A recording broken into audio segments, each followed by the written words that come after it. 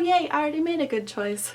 You make me embarrassed. Yay! Hey everyone! Okay, so finally I'm going to be doing my skincare routine. A lot of you have requested a video all about what I use on my skin, and I don't change it up a whole lot, but I have like tweaked things, and I don't feel like I found the perfect stuff for my skin. I'm not saying any of this stuff is like holy grail, would work for everybody, anything like that, but it's just what I'm using right now, and that's the most I have to offer right now, and you guys asked for it a billion times, and I'm finally doing it. Yay!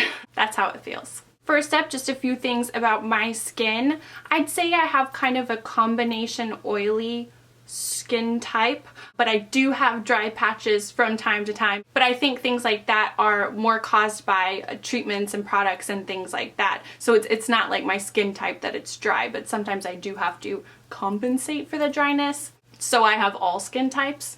Anyway, I don't struggle with a ton of acne, but I do have, you know, spots here and there, and I do struggle with like clogged pores and like blackheads and stuff like on my nose, like kind of regular stuff. I don't know. It's not a huge problem, and I have been pretty lucky with my skin, but another issue that I have with my skin is I have a subacute cutaneous lupus, and it just affects my skin. It's not systemic or anything.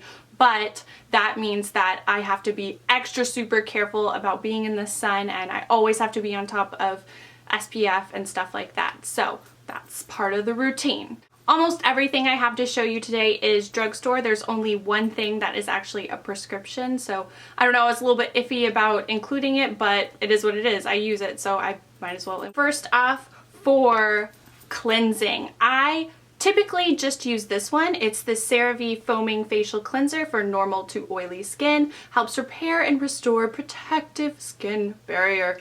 And it's supposed to be non-drying, non-irritating, non-comedogenic, I don't know. I've heard that word doesn't even mean anything, which is quite interesting. CeraVe and also Cetaphil, some people say Cetaphil, I don't know. Those two brands were recommended to me with one of my earliest interactions with a dermatologist, and I kind of just stuck with it because they're really mild. They don't have any kind of big fragrance, and I don't think it's like super harsh on my skin, which is important to me. So I really like this just for every day. It's very nice, and I just get it at the drugstore. More recently, I have been switching off like this one and this one. It's the Oil-Free Acne Wash by Neutrogena, and I don't know, I just like kind of, I had a coupon and I kind of just like randomly bought it, and I've been kind of mixing it up and kind of switching off with these two because I thought maybe this could help me with like the clogged pore situation. I don't know if it's working, but I'm gonna continue with it because I have a full bottle and I don't think it's doing anything bad to my skin. So I've been switching up between these two for cleanser. Side note, let me pause everything just to say something very quickly. A lot of you like make comments and stuff and you're like, you have perfect skin. I mean, like, I can take a compliment. Thank you. I know that I'm pretty lucky with my skin, but it is not perfect, and I don't want you to think that there are people on this earth that have perfect skin. Well, maybe there are, but I don't believe it. I strongly doubt it. I don't have perfect skin at all. I'm just like you. I just don't want to be one of those things where you're looking and saying, oh, it's so perfect or whatever, because it's not. No.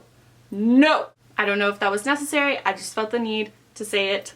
Moving on. On to moisturizer. For the daytime, I use the Cetaphil DermaControl Oil Control Moisturizer, and it has an SPF of 30, and it's formulated for acne prone skin. This is my second bottle of this, and it lasts a very long time. I got it at, I think you can get it at any drugstore. I think that I actually got mine at Target though. I was intrigued because it says it has oil control. I don't think it really has oil control. It's just whenever you use like a higher SPF, like SPF 30 or higher in my experience, you get oily faster. And so I thought that was nice, but I don't think it does all that much oil controlling, but I still use it.